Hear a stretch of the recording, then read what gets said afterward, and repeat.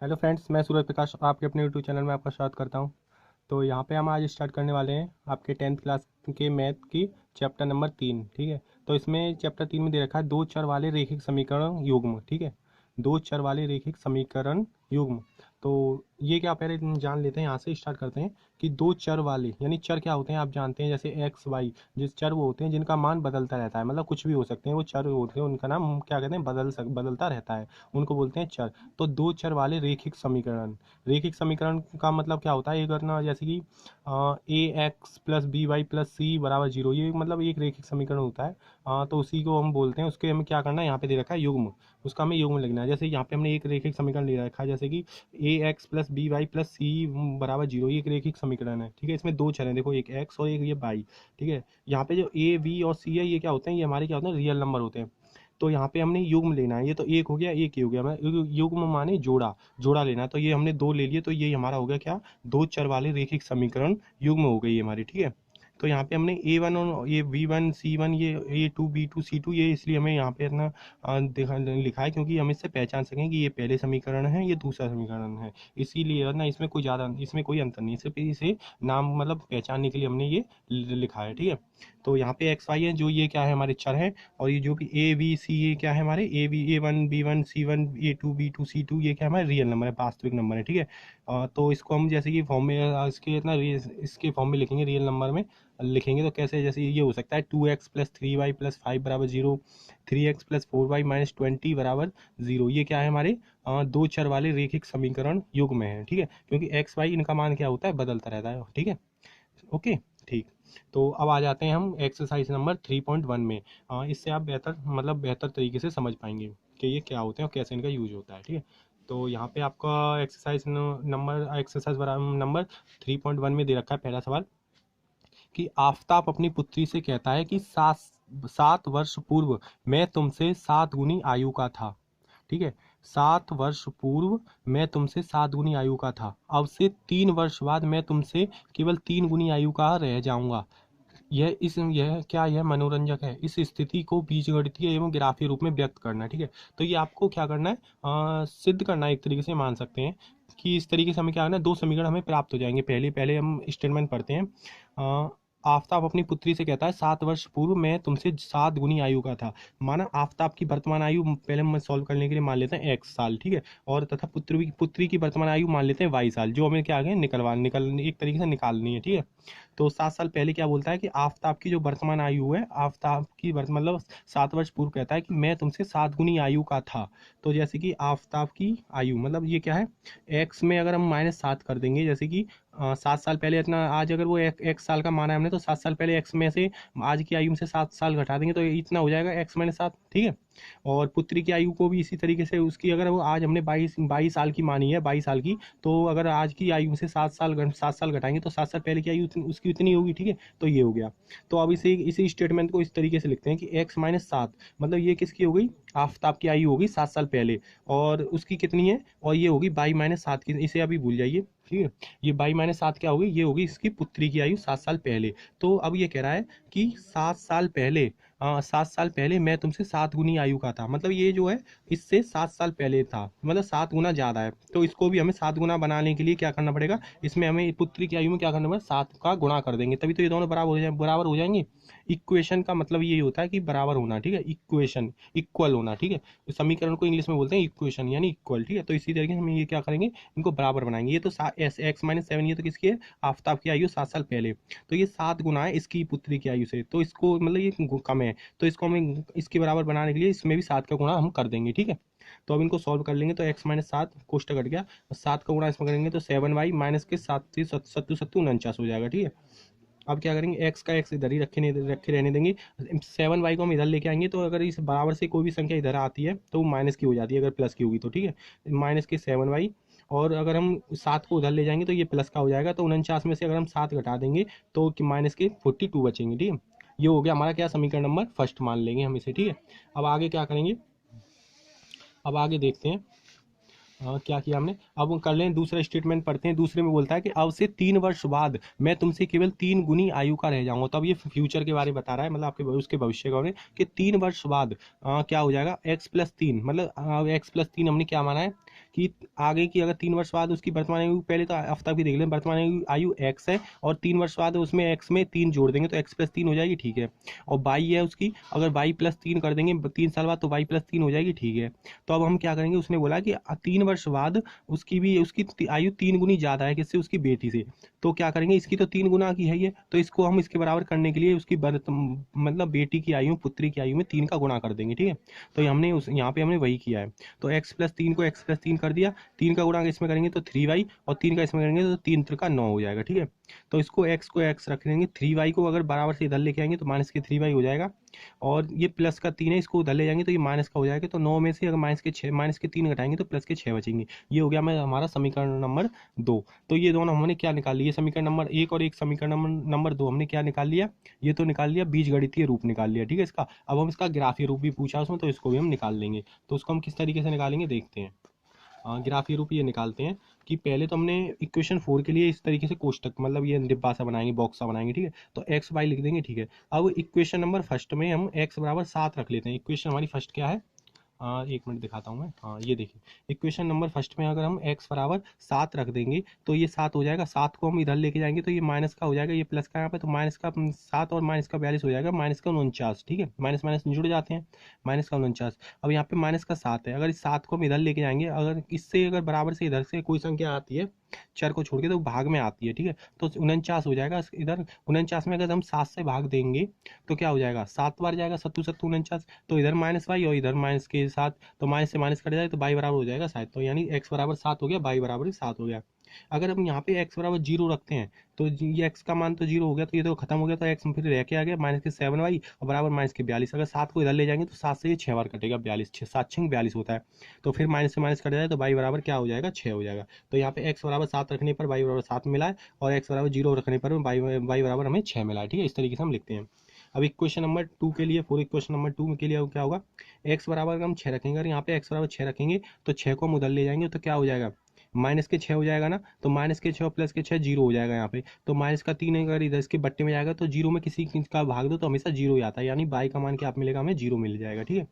अगर हम x का मान 0 रखते हैं यहाँ पे तो क्या x का खत्म हो जाएगा, ठीक है। और माइनस के 3 को अगर हम इधर ले जाएंगे तो बट्टे में हो जाएगा, तो 3 दूनी 6, तो क्या हो जाएगा, माइनस के 2 बार जाएगा, यानी बाई बराबर हो जाएगा माइनस के 2। तो अब इस तरीके से ग्राफ काट लेंगे, ये जो हमने काट लिया है देखो, ये हमने बना लिया है, ठीक है। तो अभी हम यहाँ पे 7 तक हमने लिख लिया, ठीक है। तो हम इक्वेशन नंबर फर्स्ट के लिए देखते हैं पहले कि x में हमें 7 तक चलना है। तो 1 2 3 4 5 6 7 यहाँ तक चल गया हम, ठीक है। 7 बार चल गया, और बाई बराबर कितना चलना है, 7 बार। तो 1 2 3 4 5 6 7, यानी यहाँ से ऊपर चलेंगे तो यहाँ पे ये वाला जो आ रहा है इसके बराबर में, ये वाला चिन्ह जो आ रहा है इसके बराबर में, इसके बराबर में 7 7 आ रहा है, ठीक है। यहाँ पे एक पॉइंट बना लिया, ठीक है। अब देख लेते हैं x बराबर हमें 0 चलना है, यानी x बराबर 0 का यहीं करना है, ठीक है। फिर बाई बराबर 6 बार चलना है, तो बाई में 1 2 3 4 5 6 यहाँ पे पॉइंट आता है। तो अब क्या करते हैं, इन पॉइंटों को हम इस तरीके से क्या करते हैं, मिला देते हैं, ठीक है। इस तरीके से हमने ये क्या कर दिया, मिला दिया, ये हमने मिला दिया। तो ये क्या, ये कौन सा 7 7 वाला पॉइंट है, ये कौन सा निकल गया, हमारा 6 0 वाला पॉइंट निकला, ठीक है। तो ये वाली इक्वेशन हम यहाँ पे लिख देंगे, x माइनस 7y बराबर माइनस के 42 आ रहा है, ये क्या है, इक्वेशन है, ठीक है। उसी तरीके से हम नीचे वाले के लिए करेंगे, इक्वेशन नंबर 2 के लिए। तो इसमें क्या करना है, x बराबर हमें 6 चलना है, x के लिए यहाँ पे 6 चले, ठीक है। फिर y बराबर 0 चलना है, y का 0 तो इतना ही रहेंगे, ये पॉइंट हमने यहीं पे रहेंगे, क्योंकि y में 0 तो यहीं पे रहना, इधर नीचे हमने मतलब नहीं चलना y की तरफ। फिर 0 लेंगे, x में हमें 0 चलना है, x का 0 का यहीं रखेंगे। बाई में कितना चलना है, -2 चलना है, तो -2 नीचे होता है 1 2, ठीक है, -2 यहाँ पे। तो इन पॉइंटों को हम इस तरीके से मिला देंगे तो ये वाली एक ग्राफ हो जाएगी, क्या हो जाए, तो ये क्या होगा, रेखीय समीकरण, मतलब एक रेखीय मतलब स्ट्रेट लाइन बनेगी। तो ये हमारा क्या हो जाएगा, जो इसने पूछा है ग्राफीय रूप, तो ये हमारा हो जाएगा ग्राफीय रूप। तो आपका पहला सवाल यहाँ पे क्लियर होता है। अब देख लेते हैं हम क्या क्या देख लेते हैं, अब देख लेते हैं हम दूसरा क्वेश्चन में क्या बोलता है, देखिए। अब देख लेना दूसरा क्वेश्चन कह रहा है आपका कि क्रिकेट टीम के एक कोच ने 3900 रुपए में 3 बल्ले तथा 6 गेंदें खरीदी, ठीक है। तो 6 गेंद मतलब 3900 रुपए में उसने 3 बल्ले तथा 6 गेंदें खरीदी। बाद में उसने एक और बल्ला तथा उसी प्रकार की 3 गेंदें 1300 रुपये में खरीदी। इस स्थिति को क्या करना है, बीजगणितीय तथा ज्यामितीय रूप में व्यक्त करना है, उसी तरीके से व्यक्त करना है दोनों में, ठीक है। तो हम मान लेते हैं, माना एक बल्ले का मूल्य है x रुपये और एक गेंद का मूल्य है y रुपये, ठीक है। तब प्रश्नानुसार, मतलब जो प्रश्न में कह रहा है उसके अनुसार कि उसने 3 3 बल्ले और 6 गेंदे कितने में खरीदे उसने? उसने 3900 रुपये में खरीदी हैं उसने, ठीक है, यही कह रहा है ना, ठीक है। अब इसको हम क्या कर लेंगे, यहाँ से 3 कॉमन ले लेंगे, 3 इधर से कॉमन ले लिया, 3 इधर से कॉमन ले लिया, ठीक है। तो यहाँ पे एक्स बचा, यहाँ पे क्या बचा, 2 बचा, ठीक है। और यहाँ पे 3900 में से 3 कॉमन लेंगे, 1300 हो जाएगा। तो 3 से इधर 3 है और इधर से ये 3 से 3 कट जाएगा, तो क्या रह जाएगा हमारे पास, एक्स प्लस 2y बराबर 1300, ठीक है। तो ये हमारा इक्वेशन नंबर 2 हो जाएगी। तो दूसरे में क्या बोल रहा है, दूसरे में बोल रहा है उसने कि उसी ने मतलब बाद में उसने एक और बल्ला मतलब एक बल्ला खरीदा, एक बल्ले का मूल्य हमने कितना माना, 100 रुपये। और क्या कहते हैं, दूसरा क्या मांगा ना उसने, दूसरा माना उसने 3 गेंदे और मतलब एक बल्ला और 3 गेंदे उसने 1300 रुपये में खरीदी, ठीक है। तो एक बल्ला प्लस 3 गेंदे मतलब गेंदे 22 हैं, तो इसमें इस तरीके से हम लिख सकते हैं, ठीक है। तो उसने 1300 में, ये हमारी इक्वेशन नंबर 2 हो गई। तो इक्वेशन फर्स्ट और इक्वेशन 2 हमने किसमें निरूपित कर दी, मतलब किसमें हमने लिख दिया, बीजगणित रूप में तो लिख दिया। अब हमें क्या करना है, ग्राफीय रूप में और लिखना है। तो ग्राफीय रूप में पिछले जैसे पहला क्वेश्चन किया उसी तरीके से हम इसे भी करेंगे। तो समीकरण 1 के लिए एक्स बराबर मतलब ये जो समीकरण है उसमें एक्स बराबर हमने 0 रखा, एक्स बराबर 0 रखेंगे तो 2y हो जाएगा। तो क्या करेंगे, 22 इसको 2 को इधर ले जाएंगे तो बट्टे में चलेगा, 22 का मतलब 1300 में 2 से भाग देंगे तो 650 बार जाएगा। तो y बराबर कितना हो जाएगा, 650। और x बराबर अगर हम 1300 रखेंगे, यहाँ पे अगर हम 1300 रखेंगे तो 1300 का 1300 उधर जाएगा तो माइनस 1300 हो जाएगा। तो यानी 1300 में से 1300 जाएगा तो 0 बचेगी। तो y अगर 2 इधर जाएगा तो 0 में किसी भी चीज़ से भाग देंगे तो 0 ही आएगा। तो y बराबर क्या हो जाएगा, 0 हो जाएगा, ठीक है। और इक्वेशन नंबर 2 के लिए देख लेंगे, एक्स बराबर क्या करते हैं, देखो एक्स बराबर 0 रखेंगे, एक्स बराबर 0 रखेंगे तो 3y बराबर 1300 हो जाएगा, ठीक है। तो 3 का भाग अगर इधर से जाएगा तो 1300 में 3 से भाग लगाएंगे तो 433.3 ये आएगा, क्या कहते हैं, इसका आंसर आएगा, ठीक है। मतलब इसमें भाग मतलब क्या आएगा, भागफल आएगा। 1300 में 3 से भाग देने पर 433.3 हमें प्राप्त होगा। अगर हम x बराबर 1300 मान लेते हैं, x बराबर 1300 मान लेते हैं तो इधर जाएगा तो 1300 में से 1300 फिर घट जाएगा क्योंकि इधर जाएगा तो माइनस हो जाएगा। तो 3 से भाग देंगे तो 0 में किसी से भाग दो तो 0 आएगा। तो x बराबर 1300 मानने पर y बराबर 0 में प्राप्त होगा, ठीक है। अब इन दोनों को हम क्या करते हैं, ग्राफ पे देखते हैं। ग्राफ पे कैसे देखते हैं, देखिए हमने पहले ये ग्राफ बना लिया, एक्स अक्ष एक्स बार एक्स अक्ष और वाई अक्ष, ठीक है। तो क्या होगा, पहले के लिए देख लेते हैं कि x बराबर 0 मतलब x बराबर ये x है, ठीक है, x बराबर हम 0 चले, ठीक है। लेकिन और बाई पे हम 650 चले, यहाँ से हम चले यहाँ तक 650 तक, ठीक है। यहाँ पे हमने पॉइंट मान रखे हैं 650 है, ठीक है, 650 चले, ठीक है। तो ये वाला हो गया, ठीक है। अब दूसरा देख लेते हैं, एक्स बराबर 13 चले, यहाँ से इधर गए तो हम 1300 ये है, यहाँ पे पॉइंट हमने वही पॉइंट मान लिया, हमने 1300 यहाँ पे पॉइंट है। तो ठीक है, और बाई बराबर हमें यहाँ पे बाई बराबर 0 चला, बाई बराबर कुछ नहीं चला। तो इन लाइन्स को हम यहाँ से और ये वाले पॉइंट को हम क्या कर देंगे, ऐसे करके मिला देंगे, ये ऐसे काटेगी, ठीक है। तो x प्लस 2y बराबर 1300 ये वाली इक्वेशन के लिए ये वाला है, ठीक है, ये वाला हो गया। अब दूसरे के लिए देख लेते हैं, x बराबर हमें यहाँ पे 0 चलना है और y बराबर 433.3 वाले चलना है बाई पे, है ना। तो बाई तो ये वाली, इस पे हम चलेंगे, यहाँ पे हमने पॉइंट मान रखा है 433.3 मान रखा है, ठीक है। उसके बाद हम क्या करेंगे, x बराबर 1300 चलना है, x बराबर 1300 गई, ठीक है, यहाँ पे आ गया। और y बराबर 0 था, y बराबर हमें कुछ नहीं चलना, मतलब 0 रहना है। तो फिर हम इसे यहाँ से मिला देंगे, इसको मिला देंगे तो ये वाली रेखा ये वाली जाएगी, ठीक है, ये वाली हमारी जाएगी। तो क्या हो जाएगा, अब हो जाएगा ये वाली रेखा हमें प्राप्त होंगी, तो इसको हम यहाँ पे लिख देंगे x प्लस 3y बराबर 1300 वाली है, ठीक है। इसको हम पॉइंट जो है ये इस तरीके से लिख देंगे। तो ये क्या कर दिया हमने यहाँ पे, ये भी हमने लिख दिया, ज्यामिति रूप में हमें व्यक्त कर दिया, ठीक है। इसी तरीके से हमें करना था। तो ये क्वेश्चन हो गया कंप्लीट, ठीक है। अब तीसरे क्वेश्चन को देख लेते हैं। तीसरा क्वेश्चन आपका कह रहा है कि 2 किलोग्राम सेब और 1 किलोग्राम अंगूर का मूल्य किसी दिन 160 रुपये था। एक महीने बाद 4 किलोग्राम सेब और 2 किलोग्राम अंगूर का मूल्य 300 हो जाता है, ठीक है। इस स्थिति को बीजगणितीय तथा ज्यामितीय रूप में व्यक्त करना है, यही करना है सेम, बस इसमें क्या कहते हैं, अंक और नंबर दूसरे दे रखे हैं, ठीक है। तो क्या कहते हैं, माना 1 किलोग्राम सेब का मूल्य x रुपये है। पहले आप सभी क्वेश्चन में एक चीज कॉमन देखिए कि जो चीज आपको दे रखा है उसे छोड़िए, मतलब पहले हमें वर्तमान में जो चीज दे माननी है वो चीज हमें माननी होती है अभी के लिए। तो माना और कम से कम चीज के, जैसे हमने मान लिया कि माना 1 किलोग्राम सेब का मूल्य हमने x रुपये माना, और 1 किलोग्राम मतलब और 1 किलोग्राम अंगूर का मूल्य हमने 22 रुपये माना, ठीक है। तो अब प्रश्नानुसार मतलब प्रश्न में क्या कह रहा है उसके अनुसार आप लिखेंगे कि 2 किलोग्राम यानी 2 का अगर गुणा जैसे कि हम मान लो कोई चीज़ 10 रुपये किलो बिक रही है और हमें 2 किलो चाहिए, तो 2 का गुणा 10 में करेंगे जब तो पता लगेगा ना कि 10 का गुणा 2 में करेंगे तो 20 हो जाएगा, 2 किलो का मूल्य होगा 20। तो उसी तरीके से कि 2 किलोग्राम सेब, तो 2 किलो एक्स में अगर हम 2 का गुणा कर देंगे तो 2x हो जाएगा, ठीक है, 2x प्लस। और 1 किलोग्राम अंगूर, तो 1 किलोग्राम अंगूर इनका मूल्य कितना है, 160 रुपये है। और तब तथा 160 रुपये, ठीक है। तो 4 किलोग्राम सेब और 2 किलोग्राम अंगूर का मूल्य, 4 किलोग्राम सेब और 2 किलोग्राम अंगूर का मूल्य 300 रुपये है, ठीक है। ठीक है, तो क्या हो जाएगा, इसको हम थोड़ा और सॉल्व कर लेंगे। यहाँ से 2 कॉमन ले लेंगे तो यहाँ पे रह जाएगा 2x, यहाँ पे 2 कॉमन ले लेंगे तो 2y रह जाएगा, यहाँ से 2 कॉमन लेंगे 150 रह जाएगा। तो इस बार इधर से जो 2 आएगा, इधर से जो 2 इन दोनों का 2 आएगा वो कट जाएंगे, तो 2x प्लस वाई और बराबर 150 ये रह जाएगा। ये हो जाएगा समीकरण नंबर 2। तो ये क्या कर दिया हमने, ये हमें बीजगणित के रूप में तो हमने व्यक्त कर दिया, अब इसे ग्राफी रूप में भी व्यक्त करते हैं। ठीक है, अब देख लेते हैं यहाँ पे ग्राफी रूप में कैसे व्यक्त होगा ये। ग्राफी रूप में समीकरण 1 के लिए देख लेते हैं। x बराबर 0 मानने पर, x बराबर यहाँ पे x बराबर अगर हम 0 मानेंगे तो x का गुणा 2 में करेंगे तो ये भी 0 हो जाएगा। ठीक है, तो y बराबर सीधा का सीधा 160 हमें प्राप्त हो जाएगा।